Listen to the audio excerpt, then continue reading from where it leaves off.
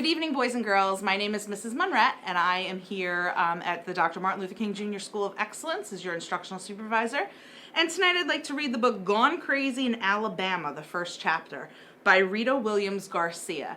If you have perfect attendance this week, your name will be put into a raffle, and you will have the chance to win this book. Okay, Gone Crazy in Alabama. The first chapter is called It Takes a Licking. Vonetta and Fern and I didn't sleep well last night or the night before. There's something about preparing for a trip that draws my sisters and me closer together than we already are. Maybe it's the planning and the excitement of going places or seeing who we're going to see. As soon as we dragged our suitcases out of the attic, my sisters and I race-walked along R.O.A.R Street and headed to Mr. Mack's store on Fulton to buy a bag of candy that would last the whole trip down south. We planned to fill our hands with different flavored Jolly Rancher sucking candy, wax lips, and pixie sticks, plus bazooka bubblegum to last the whole trip, starting from Brooklyn, New York, then to New Jersey, all the way down to Georgia, and lastly to Alabama. Vonetta was good at keeping track of things and divvying them up between us, so I let her be in charge of handing out the new state candy. Candy was enough to send Vonetta and Fern over the moon, but it didn't mean the same thing to me. It was too hot for Mr. Goodbar and a box of Good and Plenty. Only reminded me of watching movies at the RKO with my pa. All of that was different now that I shared him with Mrs. But as long as Pa's wife stayed with us in our house on R.O.A.R Street, even after their fights, I gladly shared my father. We were about to go inside Mr. Mack's when 3 girls who had been in Vonetta's 3rd grade class 2 years ago came out laughing and chewing on long red licorice. "Hi, Vonetta," they all sang at her. "Hi," Vonetta returned weakly. "Hi," Fern echoed but louder. Then they sashayed past us, the one wearing Vonetta's watch, snaking her wrist around and around like a baton twirler, except there was no baton. Just Vonetta's watch, the watch Vonetta had let her hold and never got back. She sashayed and twirled her wrist and arm purposefully so that Vonetta could see her watch, and when Vonetta did nothing and said nothing, I got angry at her. I said, "Vonetta, go get your watch." Vonetta tried to act like she didn't hear me, but I knew she did. "Don't think I'm going to get it for you." "No one asked you to." She tried to sound tough, like she wasn't afraid of me. Besides, I didn't want that old watch in the first place. "Yeah," Fern said. She wanted a charm bracelet with ballet slippers, a heart, and a shamrock for luck. "Not a stupid watch," Vonetta said. "All it can do is tell time." "Tell time, take a lickin', and keep on tickin'," Fern sang. Vonetta sucked her teeth. "Lickin' and tickin', what's so special about that?" I said, "Pa gave it to you. That's what's special about your watch." So she rolled huge cow eyes at me. I didn't care what our mother Cecile had told me about looking after Vonetta. I wanted to knock her out. Then Fern said, "Yeah, so if it's so special and she should have it, where's my watch?" Fern planted both hands on her nothin' hips and tapped her toe, doing her best Vonetta impression. Turning 8 hadn't grown Fern any taller, it just made her mouthy. "Where's my watch?" she repeated. "Safe in my drawer where you won't lose it."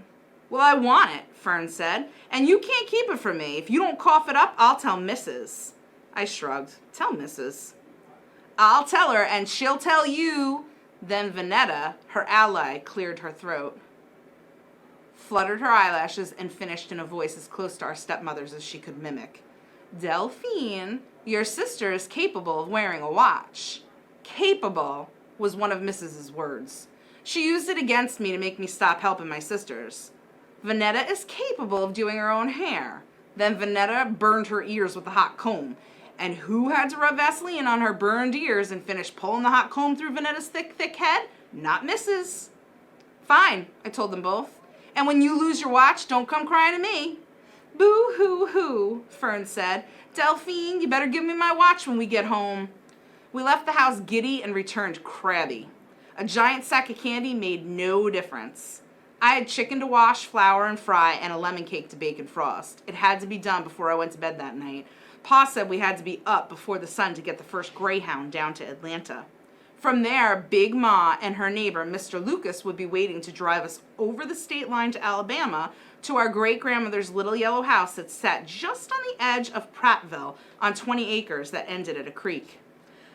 Mrs. poked her afro into the kitchen to offer her help, but she looked as green as she had earlier that morning.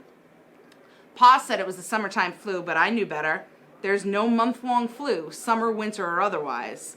I said, no thank you, I'm almost done. Mrs. seemed grateful and went back to the sofa and lied down. I preferred my sister's company in the kitchen, but we weren't exactly on speaking terms, which was hard to maintain because our voices either followed or lay on top of one another's for as long as I could remember. We spoke almost like one person, one voice, but each of us sang our own part, kind of like those records Cecile used to play with a singer's voice, catting and scatting like a horn, piano, and bass. Or like Pa's old doo-wop records with duos and trios that went high, higher than low.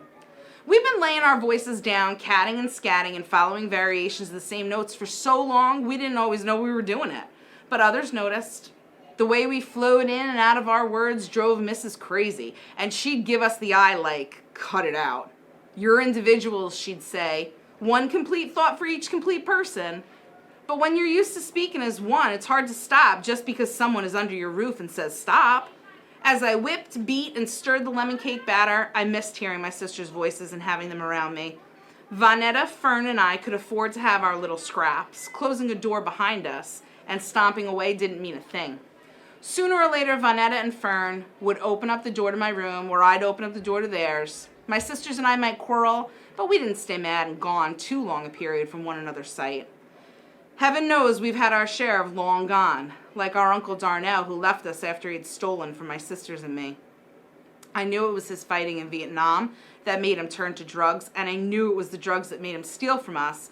I didn't know how much I'd miss him when he left.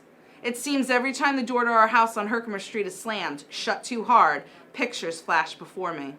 Pictures of Cecile, our mother, leaving back when my sisters were barely walking and I was 4 years old. I've been dreaming a lot lately, kicking the covers every which way. I've been dreaming, running to the door to keep it from closing hard, to keep footsteps from walking away.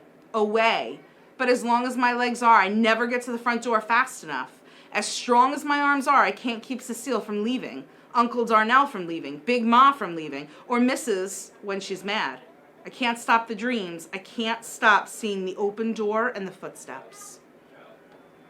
So that's the first chapter from Gone Crazy in Alabama. If you like this and you want to borrow a copy, come see me in my office. I have extra copies that you can borrow. And if you have perfect attendance, you have the opportunity to win this week. Have a good night. Thanks.